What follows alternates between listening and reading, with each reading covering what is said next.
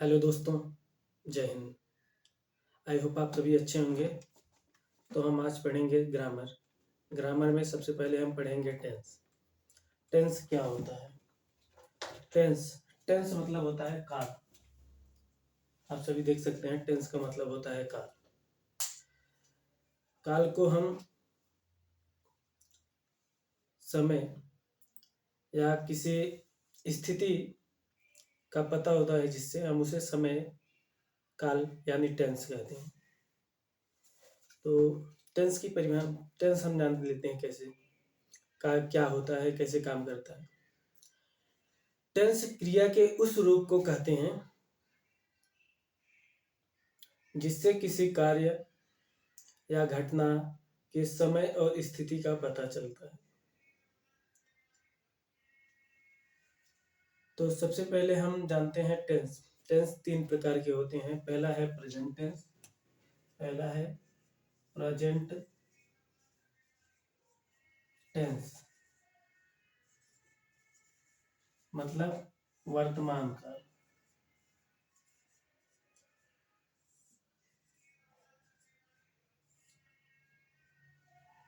दूसरा है past tense,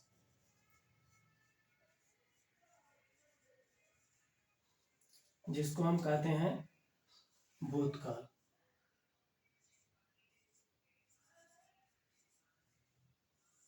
भूतकाल यानी बीता हुआ काल। तीसरा है फ्यूचर टेंस,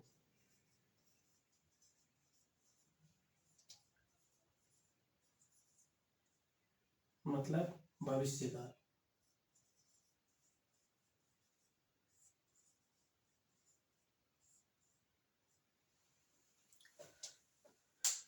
हम इन तीनों में से दो को तो देख चुके हैं, लेकिन फ्यूचर फ्यूचर को किसने देखा है भाई? मैंने ना देखा है, ना आपने देखा है। पास्ट तो आप देख चुके हैं, बीता हुआ कल।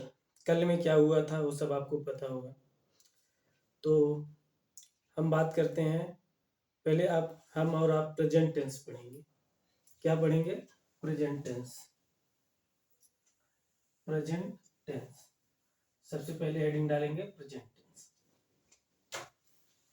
ठीक है, प्रेजेंट टेंस।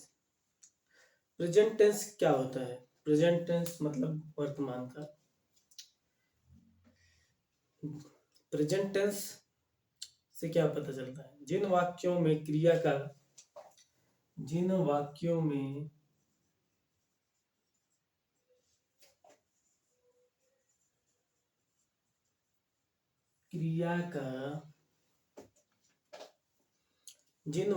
में क्रिया का काम वर्तमान में चल रहा हो,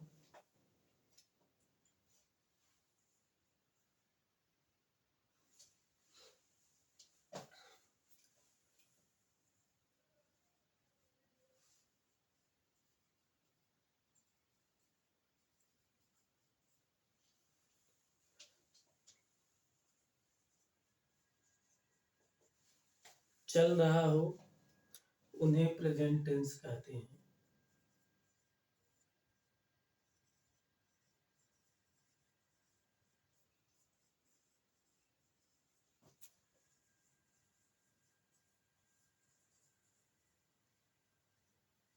ठीक है दोस्तों,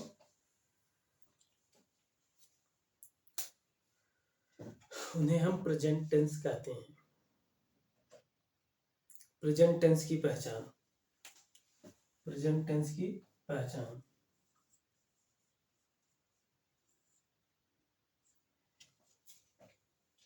जिन वाक्यों के अंत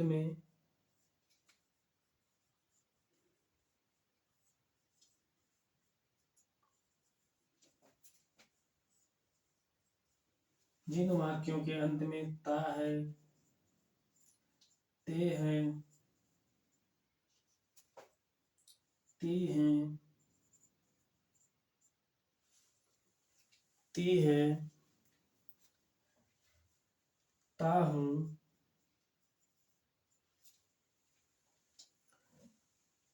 ता हूं,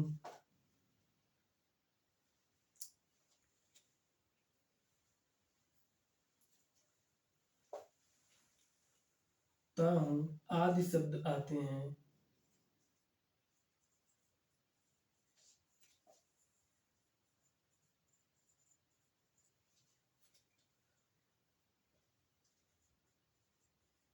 उन्हें प्रेजेंट टेंस कहते हैं।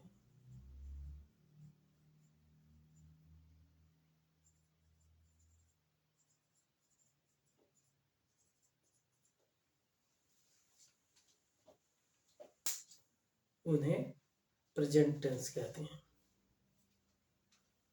प्रेजेंट टेंस के कुछ उदाहरण, जैसे राम पढ़ता है,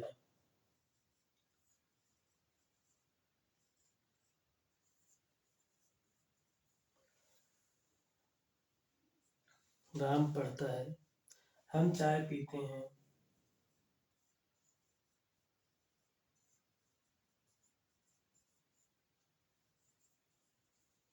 हम चाय पीते हैं। मैं खाना खाता हूँ या मैं खाता हूँ।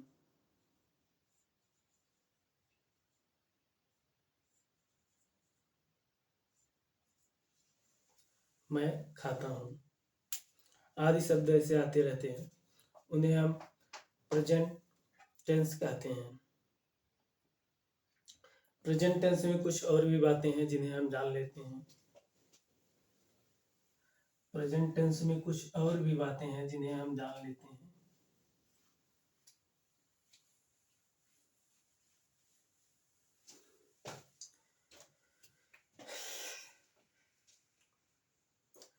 हम सिंगुलर सब्जेक्ट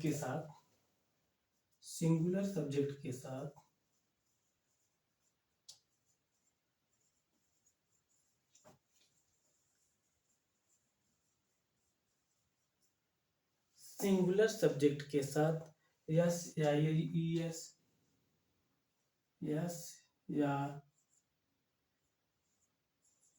ईएस लगाते हैं।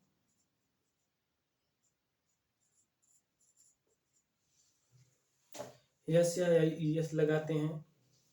बाकी प्लूरल, बाकी सब के लिए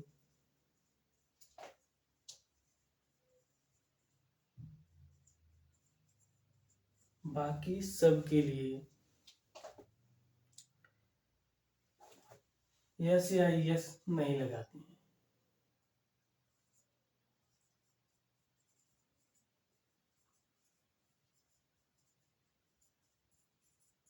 ठीक, बाकी सब के लिए हम यस या ईएस नहीं लगाते हैं।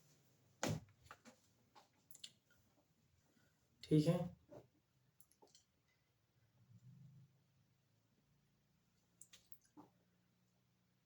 ठीक, इतना समझ में आ गया सबको।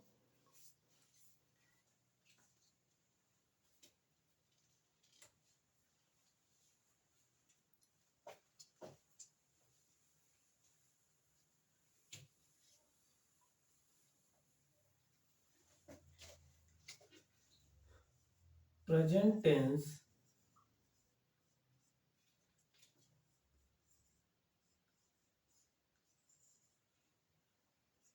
टेंस के 4 भाग होते हैं।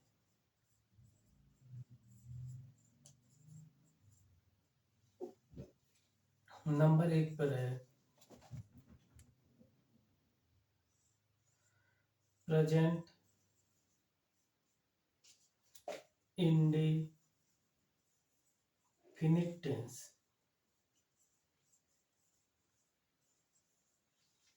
दूसरा है प्रेजेंट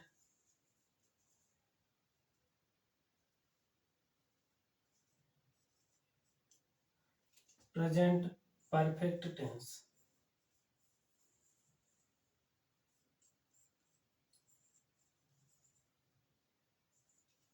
तीसरा है प्रेजेंट कंटिन्यूअस टेंस।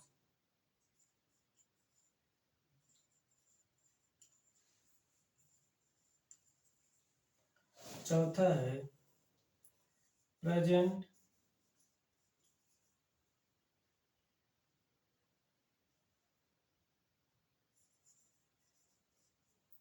परफेक्ट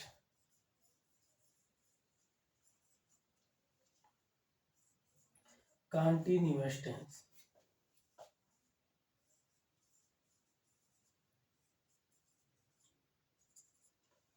इसका हिंदी मतलब होता है प्रेजेंट इंडेफिनिट टेंस। से पता चलता है कि कार्य वर्तमान में हो रहा है, ठीक। और प्रेजेंट परफेक्ट टेंस में मतलब हो चुका है, मतलब खत्म हो गया है काम, अभी अभी जस्ट खत्म हुआ है कुछ ही देर पहले। प्रेजेंट कंटिन्यूअस टेंस में मतलब कार्य लगातार चल रहा है। और प्रेजेंट परफेक्ट कंटिन्यूअस टेंस में कार्य लगभग समाप्ति के कगार पर है। इससे यह पता चलता है, ठीक है। तो हम पढ़ेंगे पहले प्रेजेंट इंडेफिनिट टेंस, ठीक है। Present indefinite tense, present tense में हम पढ़ेंगे प्रेजेंट इंडेफिनिट टेंस, मतलब इससे क्या कैसे कार्य क्या हो रहा है इसके बारे में हम जानेंगे, ठीक है। प्रेजेंट इंडेफिनिट टेंस की पहचान क्या होती है? पहचान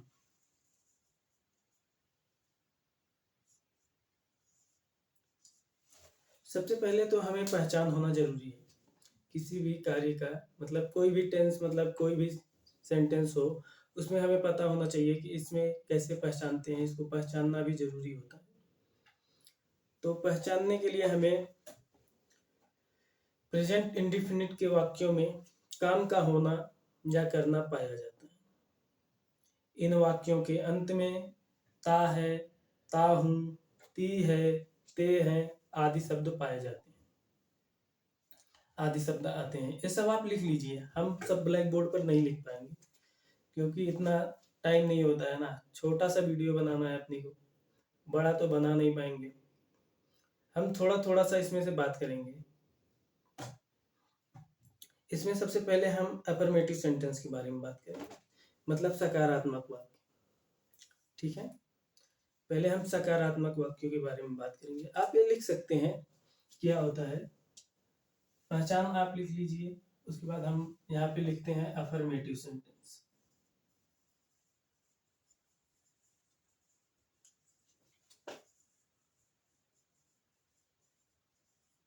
अफर्मेटिव सेंटेंस, ठीक है। Sentences, affirmative sentences,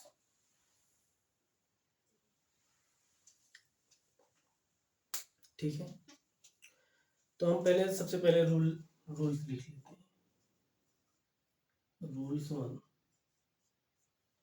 rules one क्या कहता है, पहले हम सब्जेक्ट लिखेंगे, सब्जेक्ट प्लस, सब्जेक्ट में सिंगुलर या प्लूरल भी हो सकते हैं, सिंगुलर हार्डली प्लूरल प्लस, ठीक है। First form of verb, first form of verb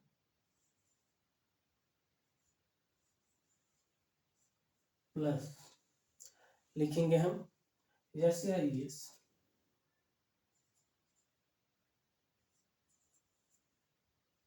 ठीक है।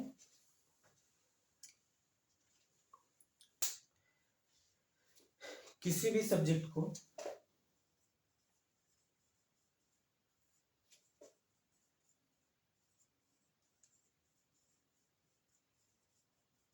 किसी भी सब्जेक्ट को थर्ड पर्सन समझना चाहिए।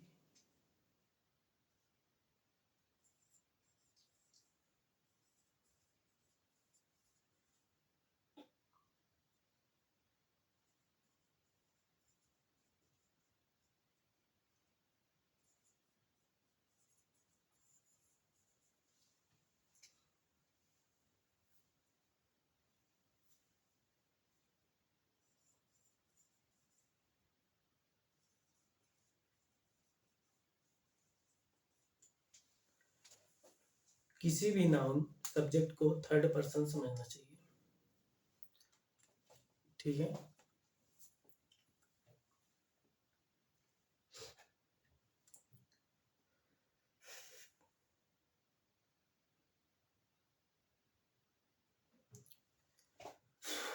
तो हम एक दो उदाहरण देख लेते हैं इसमें। क्या देख लेते हैं? उदाहरण। जैसे एग्जाम्पल। एग्जाम्पल, सीता एक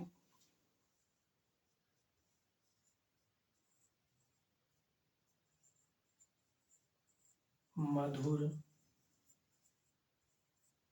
गीत गाती है।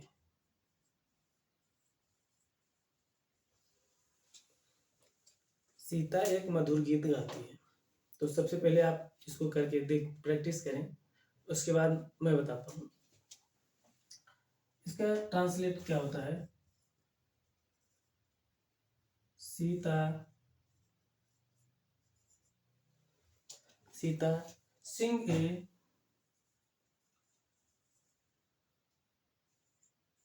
sings a sweet song।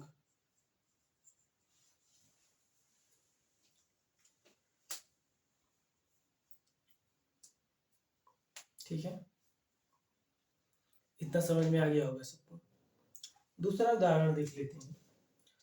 वह स्कूल जाता है।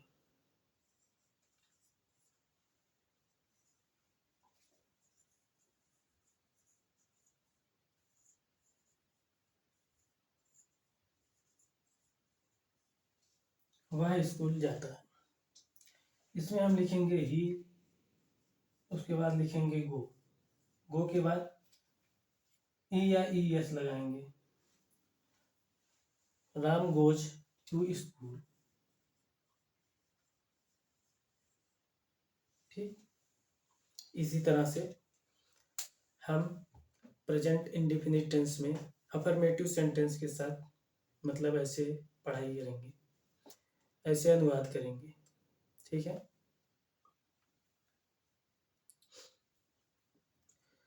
इसमें दूसरा भी रूल है भाई। इसका एक दूसरा भी रूल है, आप देख सकते हैं। ठीक है, आप रूल नंबर 2 भी देख ही लीजिए।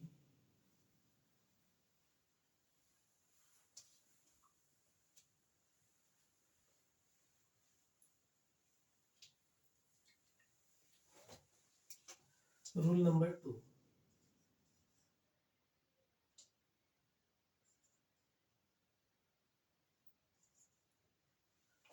Rule 2,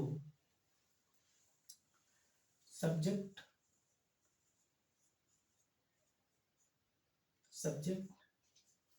plural word number plus first form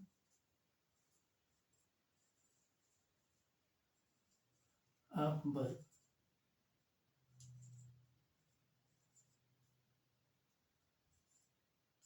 plus object.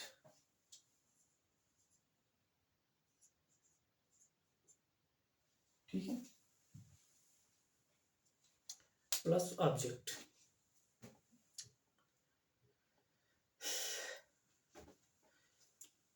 Plural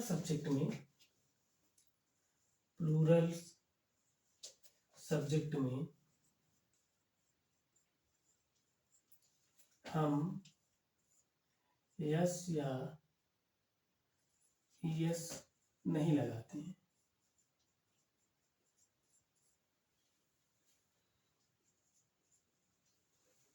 yes या यस नहीं लगाते हैं। क्यों नहीं लगाते हैं? जब प्लूरल सब्जेक्ट होगा तो हम उसके साथ फर्स्ट वर्ब का फर्स्ट शब्द ही यूज करेंगे। ठीक है, जैसे उदाहरण देख लीजिए। वे अपना पाठ याद कर रहे हैं।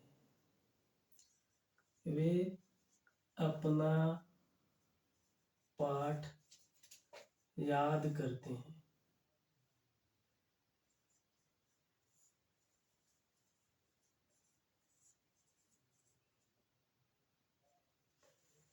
वे अपना पाठ याद करते हैं। They learn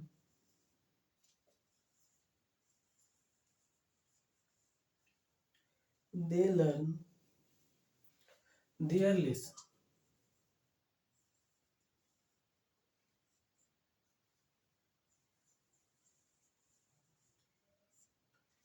their lesson. Okay, जैसे हम हॉकी खेलते हैं, हम हॉकी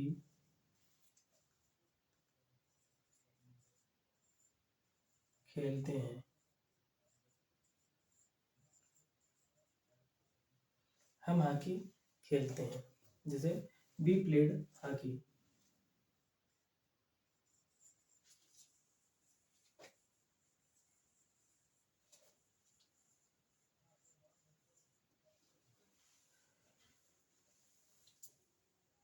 वी प्ले हॉकी। ठीक है, वी प्ले हॉकी। ठीक,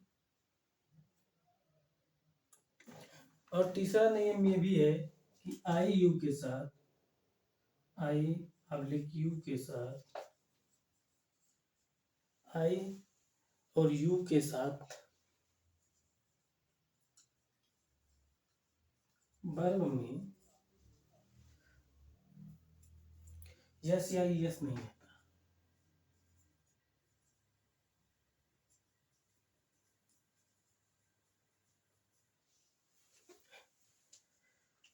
आई और यू के साथ वर्ब में यस या यस नहीं आता। जैसे मैं अपना पाठ याद करता हूँ, मैं अपना पाठ याद करता हूँ।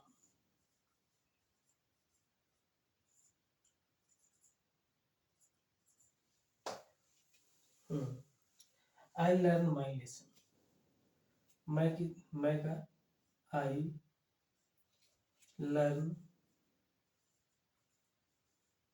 माई lesson. Okay, I learn my lesson. ठीक, इतना समझ में आ गया होगा आपको। ठीक है, एक और लिख लो, एक उदाहरण और भी लिख लेते हैं इसमें।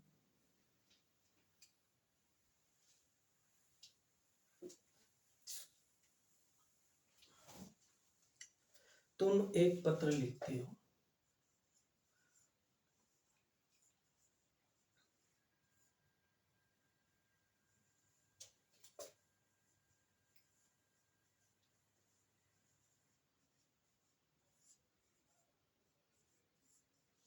तुम एक पत्र लिखते हो, तुम एक पत्र लिखते हो, मतलब यू राइट ए लेटर।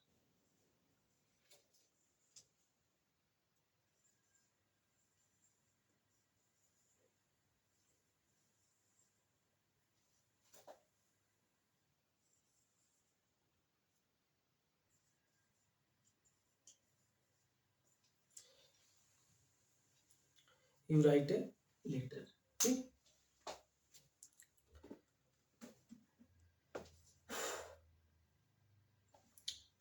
तो प्रेजेंट टेंस का पुराना नाम सिंपल प्रेजेंट है। ठीक है, इसमें वर्ब की मेन फॉर्म या बेस फॉर्म या फर्स्ट फॉर्म सदैव प्लूरल होता है, उसे सिंगुलर बनाने के लिए यस या यस जोड़ना पड़ता है। मतलब कहने का समझ में आया। फर्स्ट फॉर्म मतलब वह हमेशा प्लूरल होता है, उसे सिंगुलर बनाने के लिए यस या यस लगाते हैं।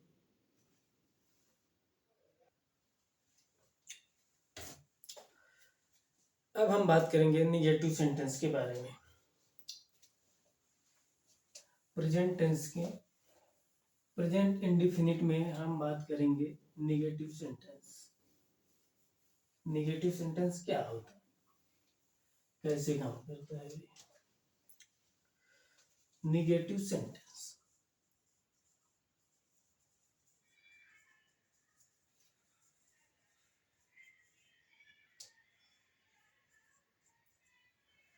निगेटिव सेंटेंस यानी नकारात्मक।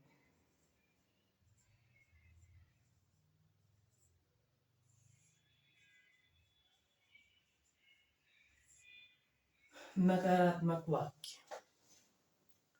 नकारात्मक से तो आपको सबसे पहले समझ में आ ही गया होगा कि नकारात्मक मतलब उसमें ना का प्रयोग जरूरी होगा। तो इसमें इनमें एक वचनकर्ता के साथ, निगेटिव सेंटेंस में एक वचनकर्ता के साथ वर्ब की फर्स्ट फॉर्म के पहले डज नॉट का प्रयोग करते हैं। डज नॉट का प्रयोग करते हैं। सबसे पहले तो हम लिखेंगे सब्जेक्ट, उसके बाद सिंगल नंबर या third person. Subject third person होता है हमेशा, आप समझिए। सब्जेक्ट को आप थर्ड पर्सन आप समझिए, ठीक है। तो उसके बाद डू, डज नॉट या फर्स्ट फॉर्म आप वर्ब लिखेंगे। सब्जेक्ट हम लिख लेते हैं रूल, इसका स्ट्रक्चर फार्मूला मतलब जिसे बोलते हैं फार्मूला, आप लिख सकते हैं सब्जेक्ट प्लस, सब्जेक्ट में singular number, single number, single number या थर्ड पर्सन, ऐसे लिख लेते हैं थर्ड पर्सन, प्लस वर्ब।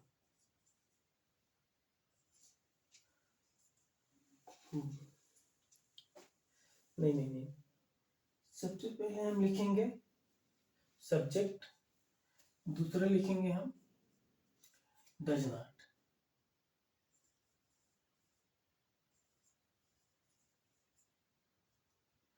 फिर प्लस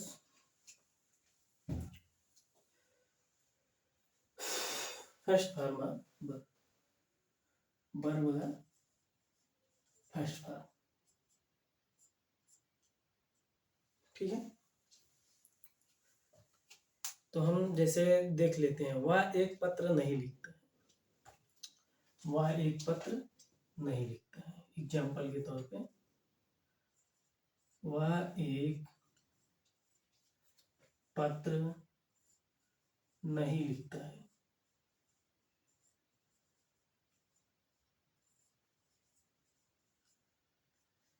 दूसरा भी देख लेते हैं, सीता मधुर गाना नहीं गाती।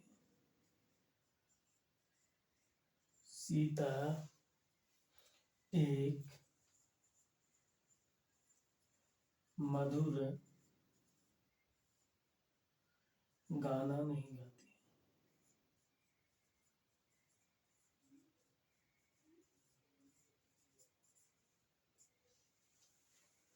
सीता एक मधुर गाना नहीं गाती। तो इसका हम ट्रांसलेट करेंगे। वह की इंग्लिश होती है ही के बाद क्या लगाना है, डज, उसके बाद not, does not, write a letter,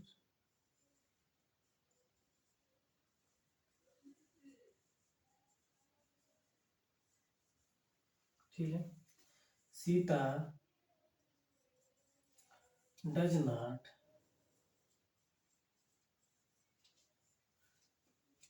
does not sing a song, ठीक, sing a sweet song,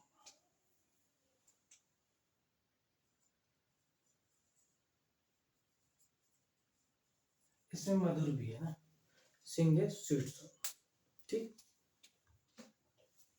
इतना तो आपको समझ आ ही गया होगा। दूसरा नियम है इसमें, बहुवचनकर्ता के साथ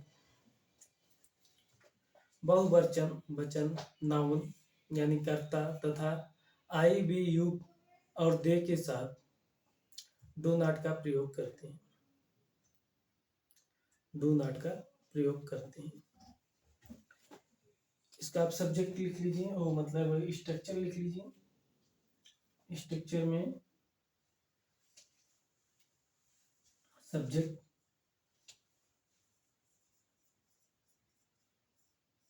ruler number oblique third person.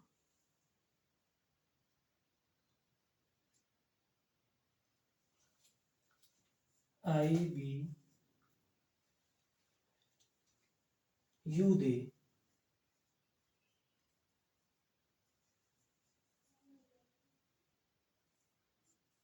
Plus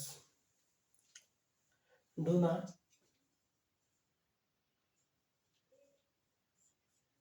plus first form of verb.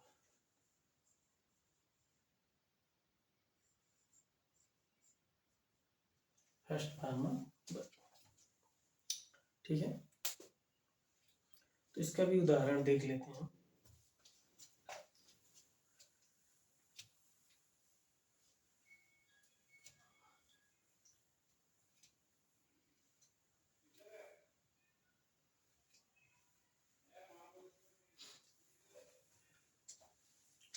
उदाहरण देख लेते हैं। मैं अपना पाठ याद नहीं करता।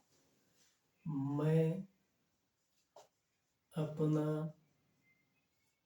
पाठ नहीं याद करता।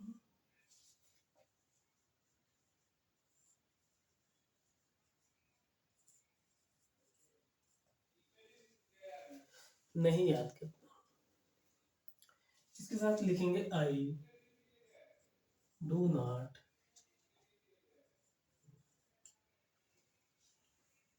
लर्न माई लेसन।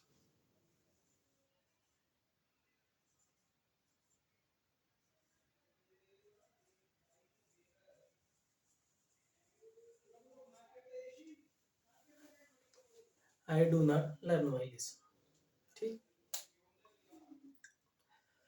और वे हॉकी नहीं खेलते हैं। दूसरा देख लेते हैं। वे हॉकी नहीं खेलते हैं।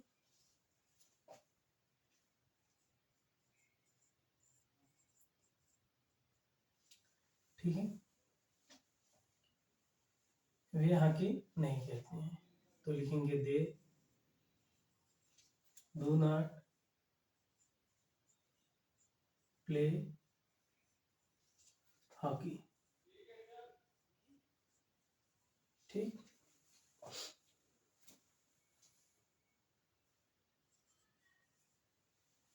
ठीक है।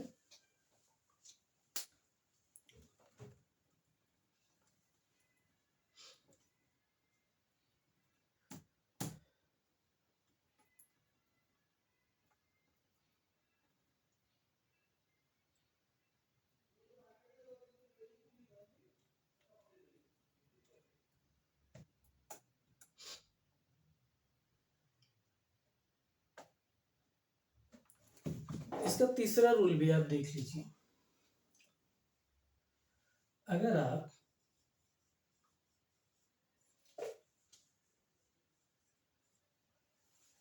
आप वाक्य में कभी नहीं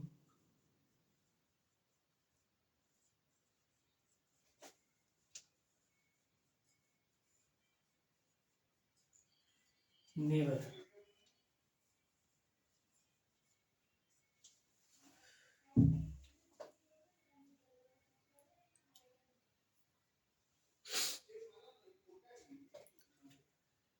नेवर हो तो वर्ब के पहले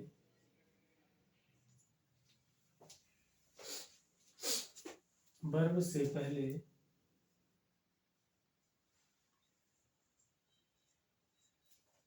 नेवर का प्रयोग करते हैं,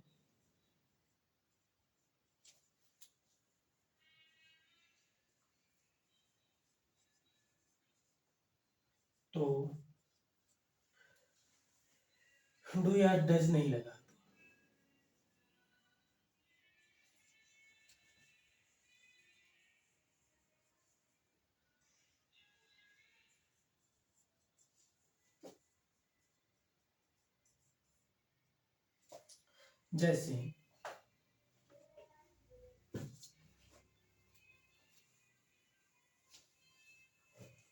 जैसे एग्जाम्पल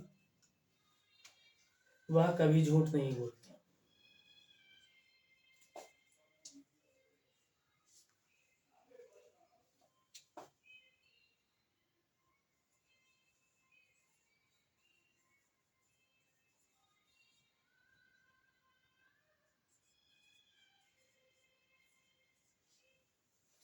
तो सबसे पहले लिखेंगे he never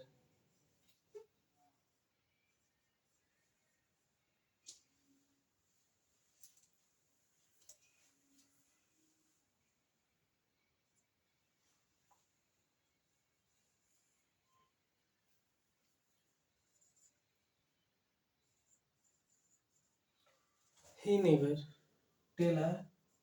tells a lie। ठीक है।